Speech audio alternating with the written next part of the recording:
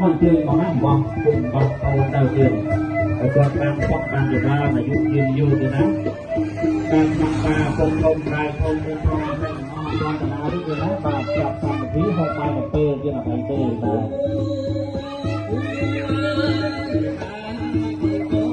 này con năm cái bom rồi con bom đi con đấu với năm hai rồi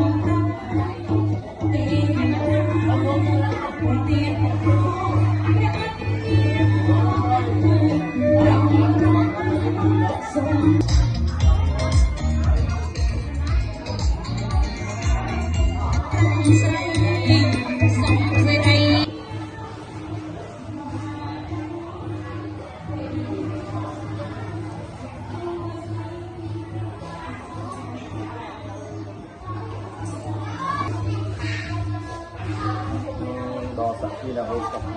đo sẵn khi